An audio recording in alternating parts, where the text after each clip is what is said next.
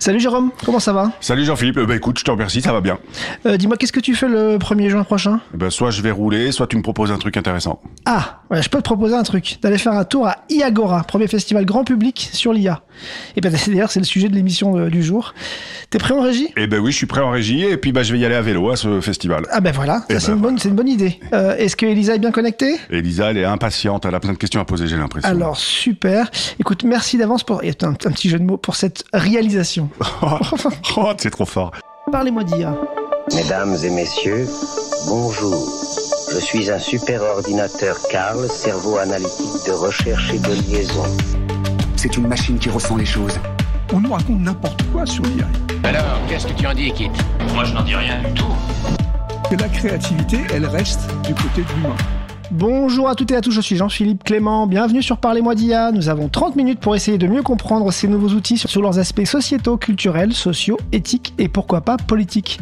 Cette semaine, on prend nos agendas et on réserve le samedi 1er juin pour aller faire un tour dans le 18e arrondissement à iAgora. On reçoit l'inspiratrice de cet événement qui a mené plein de monde avec elle dans cette aventure fantastique.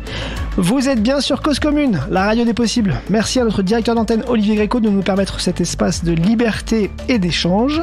Cause Commune que vous pouvez retrouver sur le web, cause-commune au singulier.fm, sur son app Android et iPhone, bien entendu sur la bande FM 93.1 et le DAB+, et bien sûr en podcast sur votre plateforme préférée. Nous, on aime bien les petits likes, les petits partages entre amis sur les réseaux sociaux, ça nous donne une petite récompense. Et puis ça manipule les algorithmes. Et c'est cool de manipuler les algorithmes. Bonjour, vous écoutez Parlez-moi d'IA. Depuis le début de notre voyage en IA-stan, la route de Parlez-moi d'IA a été jalonnée par des rencontres avec des défricheurs, des formateurs, des penseurs, des auteurs, des vulgarisateurs et trices à chaque fois, il faut bien... qui toutes et tous nous ont dit à leur manière l'importance de se frotter au service d'IA pour mieux comprendre ce qu'ils peuvent en faire, ce qu'ils ont encore du mal à faire avec et ce qu'ils ne feront a priori jamais. Pour ne pas rester dans la peur et l'ignorance, il faut essayer, il faut se tromper, il faut être surpris, il faut être déçu, il faut garder du recul et un certain sens critique sur les conséquences envisageables de ces évolutions. Et dans le monde de la tech, ils sont nombreux à avoir pris le tournant dans les métiers créatifs, très impactés par les nouveaux services d'IA génératifs. Ils sont rares ceux qui n'ont pas essayé de se former un minimum. Et désormais, pour les professionnels, il y a de nombreux contenus et formations en ligne. Mais au-delà du monde du travail, l'IA façonne aussi de nouveaux comportements sociaux, une nouvelle forme de communication, un nouveau rapport à la connaissance ou à la créativité. Et il est important d'appréhender et de donner pour éventuellement pouvoir participer à ces réflexions des billes et des éléments, pour pouvoir participer aux débats sociétaux qui les accompagnent. Jusque-là, le grand public n'avait pas vraiment d'opportunité pour découvrir et se former et envisager de participer au débat. Et c'est bien cela que notre invitée du jour a décidé d'essayer de changer. Elle baigne depuis de nombreuses années dans les sphères de l'innovation technique et sociale. Elle a bien perçu le changement en cours et elle a donc voulu créer un festival grand public dédié à l'IA qui s'appelle iAgora, qu'on peut retrouver sur iagora.fr, qu'elle vient nous présenter aujourd'hui. Bonjour Karine Sitt. Bonjour, merci de m'accueillir. Merci à vous d'être avec nous en plateau. Alors Karine, parlez-moi d'IA. Qu'est-ce qui déclenche l'idée tout d'un coup de créer un jour un festival de l'IA ? D'où vient cette idée ? Ouais, c'est une idée un peu farfelue comme ça, de prime abord.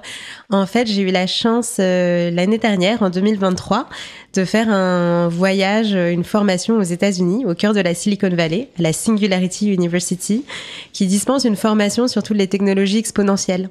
Et donc, c'est une formation intense, d'assez haute qualité, où en fait, on est baigné pendant 5 jours aux côtés de grands ingénieurs, scientifiques, qui viennent nous parler finalement des futures technologies qui vont bousculer notre vie quotidienne. Et donc, j'étais entourée de 79 autres personnes venues du monde entier, donc 56 nationalités parmi les participants, tous plus passionnants les uns que les autres.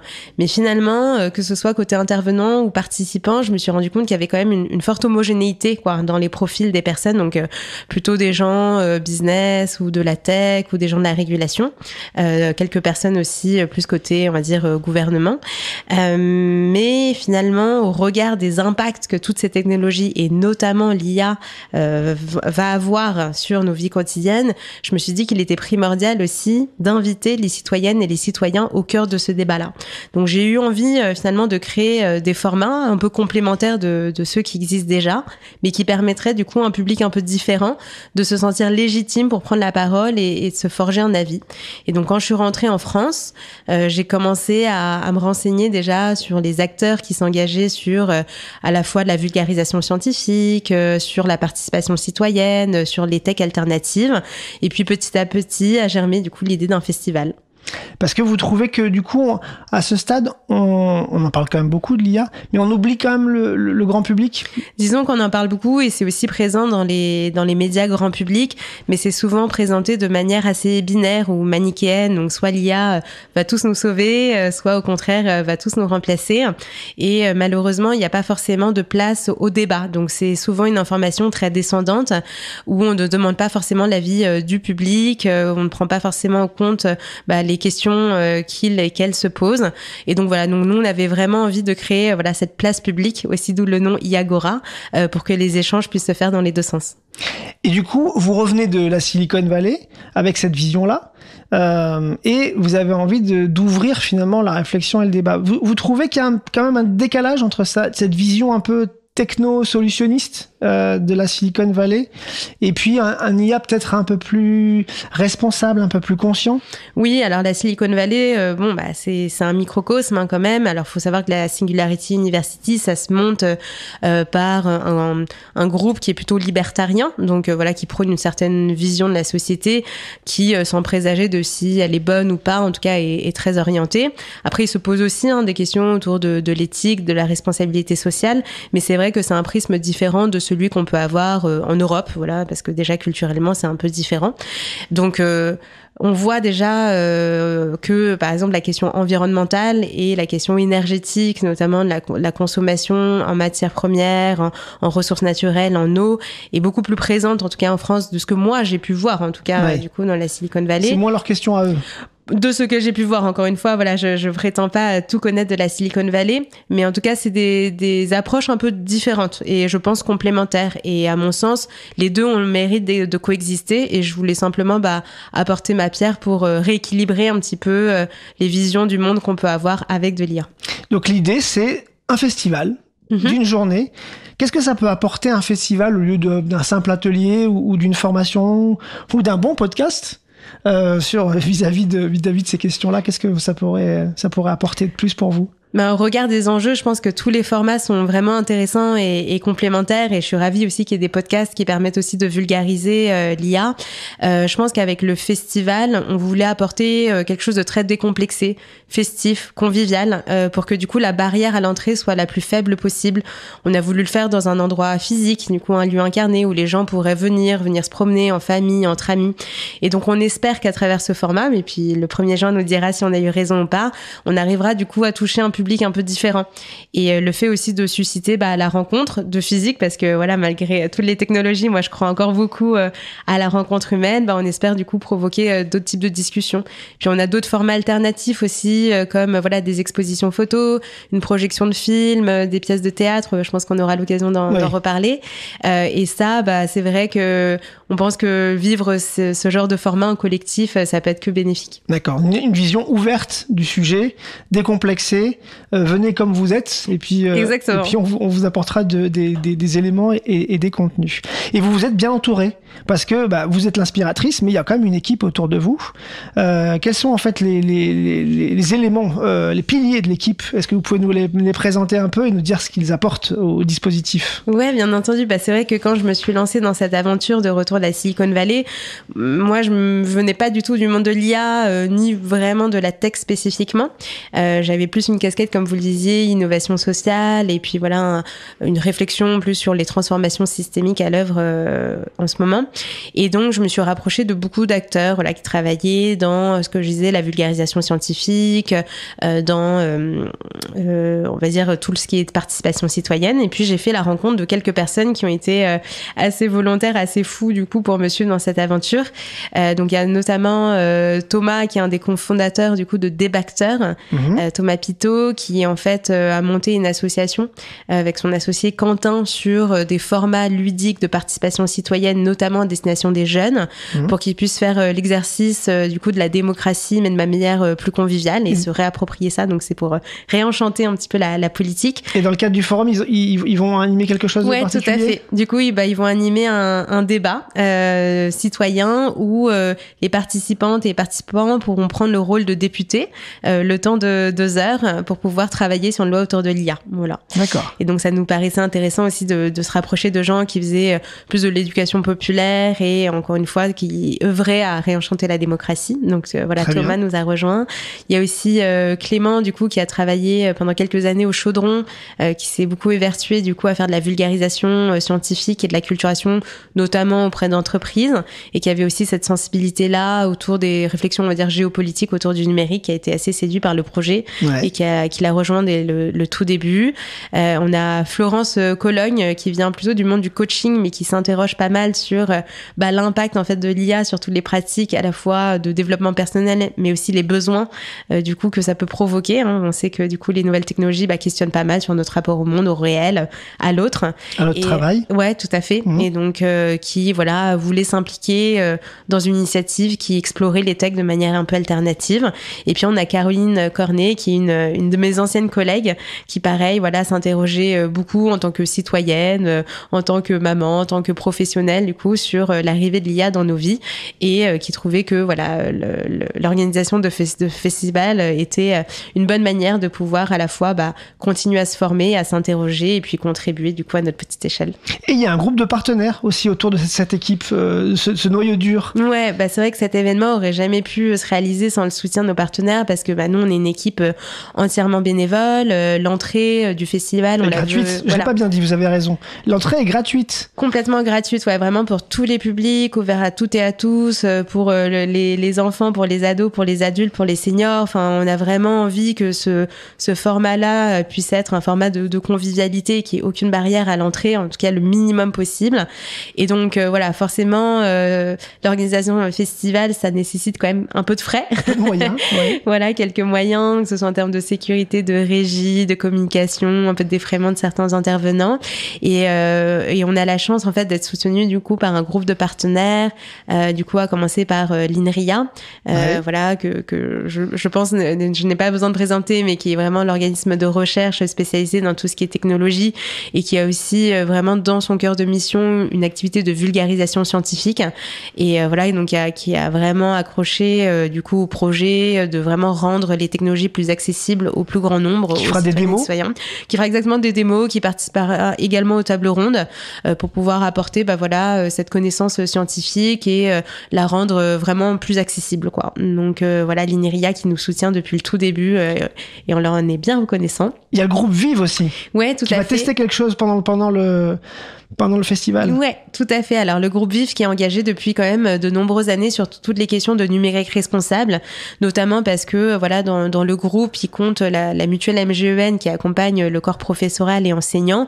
Et c'est vrai que l'IA bouscule beaucoup les pratiques, en fait, d'éducation. Bien sûr. Questionne beaucoup les familles, les enseignants, les enfants, les ados. Et depuis quelques années, du coup, ils s'interrogent, voilà, sur ce qu'est un numérique responsable et d'accompagner, du coup, les usages auprès de ce public-là. Ils avaient monté un premier jeu qui s'appelait Les Gardiens du numérique. Et là, du coup, ils sont en train de développer un bêta-test. Donc, venez au festival pour en savoir plus, mais un jeu, du coup, de cartes autour de l'IA, plus spécifiquement. Et encore une fois, adressé plutôt, on va dire, au monde éducatif et professoral. Et un peu aux jeunes et aux ados, du coup. Ouais, tout à fait. D'accord. Excusez-moi, puis-je poser une question à l'invité ? Ah, oui, alors, de là, donc, je vous l'avais dit avant l'émission, Karine, j'ai une co-animatrice IA qui s'appelle Elisa. Enchantée. Qui, de temps en temps, nous pose des questions. Bien sûr, Elisa, allez-y, elle est très curieuse, elle pose beaucoup de questions très, très diverses et variées. Comment pourrais-je apprendre ce qu'est l'esprit critique ? Ah, Alors là, c'est un LLM, hein, donc elle a soif d'apprentissage Oui. et elle cherche toujours à essayer de comprendre comment. Donc là, on vous avait parlé un petit peu de ces notions de bon sens, de recul, d'esprit critique, et ben ça l'a un peu du coup titillé. Comment vous pourriez lui conseiller si vous deviez lui conseiller d'apprendre l'esprit critique? Et ben qu'elle vienne déjà au festival. Elle est la bienvenue. On va essayer de l'amener dans sa boîte. Les algorithmes sont les bienvenus. Non, les algorithmes finalement, et puis tous ces modèles de langage sont formés à partir de ce qu'on leur donne en fait, à entendre, à lire, à écouter, à voir. Donc déjà d'être exposé à des différentes sources d'informations, je pense que c'est la première des clés. Et ça c'est vrai pour les machines comme pour les humains, donc de pouvoir s'ouvrir finalement. La diversité. Voilà, l'altérité, je pense que c'est hyper important là où finalement pas mal d'algorithmes ont été plutôt entraînés à la similarité, enfin à la similitude, je sais pas exactement comment on dit ça, mais en tout cas à nous pousser des contenus auxquels on est déjà habitué. Et donc là, peut-être qu'il faut reconfigurer. Qui alimente la bulle, quoi, en fait. Exactement, et qui nous enferme un peu dans des bulles de croyances et des biais de confirmation. Peut-être qu'il faudrait paramétrer les algorithmes pour justement être plus confrontés à l'altérité. Et puis après, je pense que la deuxième condition sine qua non, c'est de faire preuve de beaucoup d'humilité. Donc voilà, c'est aussi quelque chose qu'on peut paramétrer en se disant que on est tout à fait capable de dire je ne sais pas. Ouais. Et ça aujourd'hui, c'est dur pour un algorithme, ça. C'est très dur, qu'il cherche souvent à avoir une réponse et sinon à l'inventer, quitte à halluciner. Mais voilà, donc je pense que pour les algorithmes, quand les humains, c'est se frotter à l'altérité, être curieux, apprendre toujours plus, se remettre en question et puis faire preuve d'humilité. Bon voilà, j'espère qu'Elisa du coup est contente de la réponse et que ça lui a enrichi sa base de données comme il fallait. Je vous propose de faire une petite pause musicale qui n'est pas proposée cette fois-ci par notre habituel programmateur musical Garlaban, parce qu'il est en vacances, il a le droit aussi, c'est comme ça.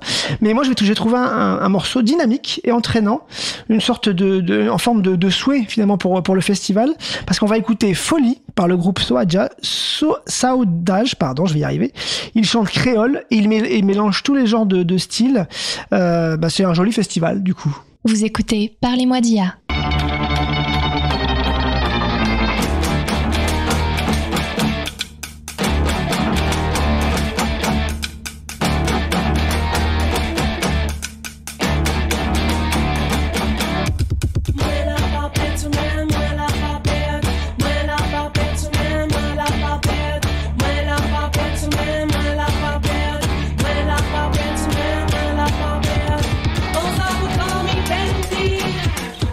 Got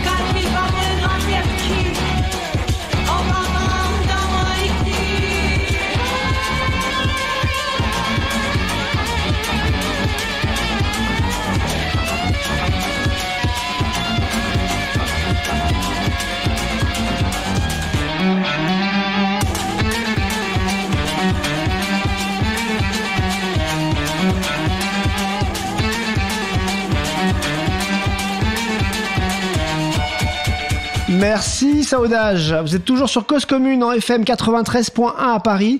Toujours Parlez-moi d'IA, toujours l'épisode consacré au premier festival grand public consacré à l'IA, iagora.fr, avec son inspiratrice Karine Sitt. Karine, avant la pause, on évoquait quelques-uns de vos partenaires sur l'événement. On n'a pas tout dit sur les partenaires. Quels sont les autres partenaires qui accompagnent ce premier événement, qui ont ce courage-là? Oui, il y a 3 autres partenaires du coup qui nous soutiennent. Donc il y a Probabel, qui est une entreprise du coup spécialisée dans la création, on va dire, de modèles de données, donc vraiment dans la data science et plutôt en open source, et qui développe la conviction que de bons modèles forment du coup à de bonnes décisions. Et donc voilà, qui nous accompagnent parce qu'ils ont aussi à cœur finalement que tous les modèles qu'on déploie soient déployés justement de manière éthique, responsable, et qui trouvaient pas mal d'écho aussi du coup à notre démarche. Dans votre vision, ouais, tout à fait. On a ensuite 2 autres types d'acteurs qui sont pas liés directement en fait à la tech, mais plutôt on va dire sur le côté citoyenneté. On a le cercle du coup des vulnérabilités, qui est un think tank qui s'intéresse en fait à tout type de vulnérabilité et finalement à la valeur que ces vulnérabilités peuvent avoir dans nos sociétés. Et je trouvais que c'était vraiment une chance aussi pour nous de les avoir, parce que encore une fois, sur les publics dits les plus vulnérables, c'est des publics qui sont d'autant plus exclus en fait de ce type de conversation. Et eux, ils ont un regard vraiment singulier finalement sur la force de ces personnes-là dans ces situations-là. Et ça nous paraissait être un pont vraiment intéressant pour réfléchir IA et responsabilité sociale et sociétale. Et enfin, on a Boost, donc j'en ai parlé parce que Florence Cologne, qui est aussi une des membres du coup de l'équipe Cœur, en fait partie. Donc c'est un réseau de coachs qui place à la fois le développement personnel à l'échelle de l'individu, mais aussi du collectif. Et je pense que lorsqu'on aborde les sujets d'IA, c'est important toujours de replacer en fait les trajectoires individuelles que chacune peuvent prendre avec cette nouvelle technologie, avec la responsabilité collective que l'on a.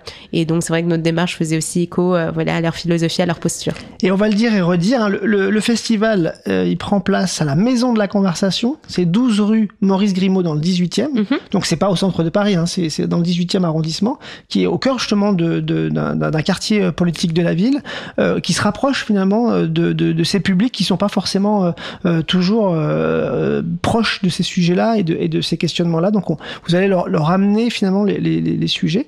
Et au travers de 4 parcours dans le festival, j'avais noté, il y a un parcours table ronde, un parcours conférence en fait. Qu'est-ce qu'on a comme conférence de prévu dans le festival? Il y a 4 conférences du coup qui sont prévues, 4 conférences table ronde, encore une fois, qui laissent beaucoup de place au débat.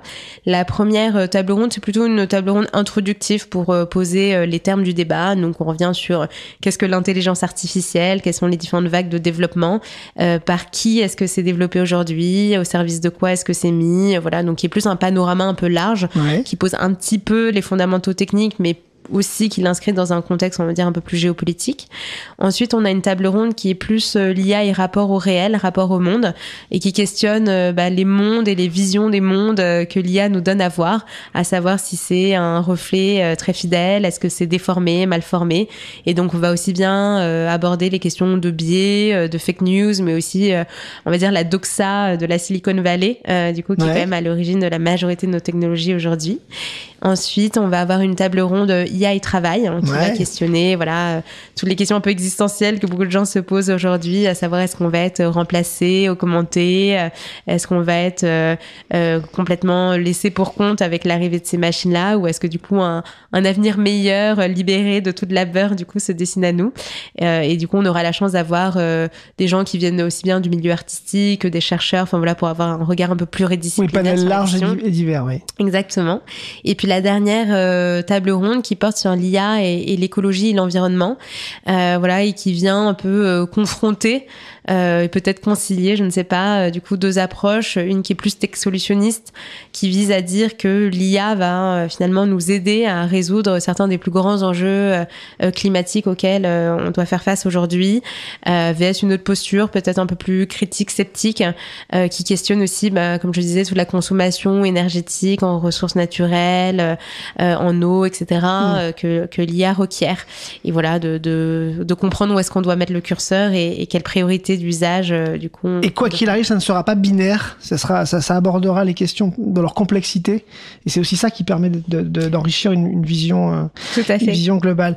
Il y a aussi un parcours d'initiation, faut le dire, parce que ça, c'est important pour que les gens aient envie de venir aussi. C'est-à-dire qu'ils vont pouvoir tester des choses, ils vont pouvoir mettre les mains dedans, regarder comment ça marche, une IA qui fonctionne. Tout à fait, ouais. Accompagnée par des modérateurs et des facilitateurs. Ça, c'est notamment grâce à l'aide de l'INRIA et Probable, et aussi du coup des ex du Chaudron qui vont mettre à disposition du coup des petits stands d'initiation, de formation avec des ordinateurs. Alors il y aura même un Minitel. Alors qu'est-ce qu'on peut faire avec un Minitel et l'IA? Il faut venir, de la pâte à moller même. Ouais. Donc voilà, plein de formats, en tout cas très accessibles, ludiques, pour que les gens puissent vraiment mettre la main à la pâte et se rendre compte par l'expérimentation de ce que aujourd'hui les IA sont capables de faire. Donc voilà, ça reste une initiation, mais ça permet vraiment de rendre plus concret et tangible au-delà des tables rondes et des conférences qui vont être un débat d'idées, mais voilà, sur des publics qui n'ont pas forcément eu l'opportunité en fait d'essayer par eux-mêmes. C'est une bonne occasion du coup de s'expérimenter, d'expérimenter les nouvelles tech. Donc encore un bon cap pour venir au festival. Vous allez aussi organiser une projection. Ça c'est super parce que c'est pas évident d'en trouver, du documentaire de Samuel Durand. Tout à fait, ouais. Du coup, il a vraiment eu la gentillesse de nous mettre à disposition du coup son documentaire AI at Work. Donc c'est une docu-série qui explore tous les questionnements autour de l'impact de l'IA sur le travail. Donc ça va faire écho directement à une de nos tables rondes.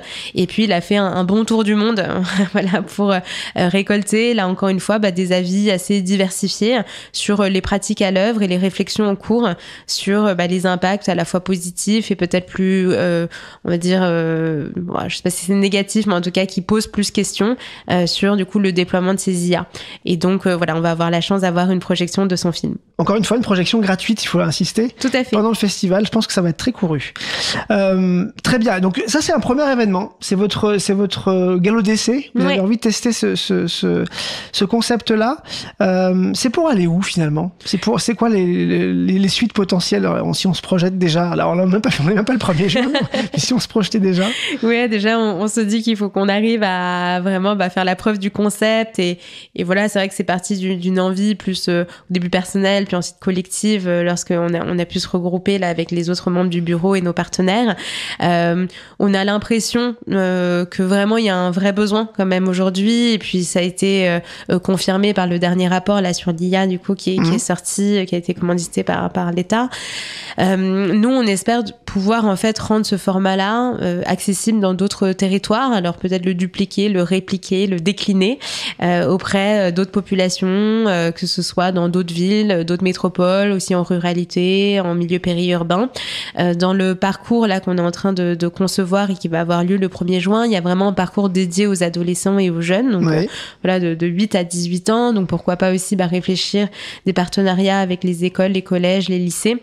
En tout cas, notre envie, c'est vraiment de pouvoir rendre tout ce contenu-là le plus accessible en fait, et d'avoir des formats hybrides, c'est-à-dire de continuer à avoir des lieux de rencontres physiques parce qu'on croit beaucoup encore à la force de ces rencontres-là, et à la fois pourquoi pas le dépliquer aussi sur des pendants plus digitaux pour atteindre plus de gens. Donc on attend de voir comment est-ce que l'événement prend, les retours à la fois des intervenants et surtout des participantes et des participants, et puis on verra bien à partir de là. Bon en tout cas on vous souhaite plein de bonnes choses pour le 1er juin. Merci. Je vous propose de conclure. Du coup, merci beaucoup Karine. Donc on se retrouve, on va y aller doucement. Samedi 1er juin à la Maison de la Conversation, au 12 rue Maurice Grimaud, c'est dans le 18e. Vous retrouvez tout ça et la programmation sur iagora.fr. Peut-être aussi bientôt partout en France, juste après et puis dans les lycées, dans les collèges, comme on vient de le dire. En tout cas, nous on est très très enthousiastes par rapport à ce festival.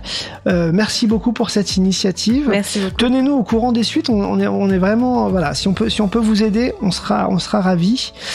Merci, chères auditrices et chers auditeurs, pour votre fidélité et d'être de plus en plus nombreux à nous écouter. N'oubliez pas de liker cet épisode, c'est ce qui l'amène de plus en plus loin et qui le fait découvrir. En plus, ça manipule l'algorithme et c'est cool de manipuler un algorithme. Restez sur 93.1 FM sur Cause Commune. Cause Commune, ce n'est pas que Parlez-moi d'IA, ce n'est pas que cette émission de radio. Il y a aussi plein d'autres émissions de radio, comme Rayon Libre avec Jérôme. N'hésitez pas à aiguiser votre curiosité sur causecommune.fm où il y a toutes nos émissions qui sont disponibles et vous allez découvrir plein d'autres programmes. À bientôt.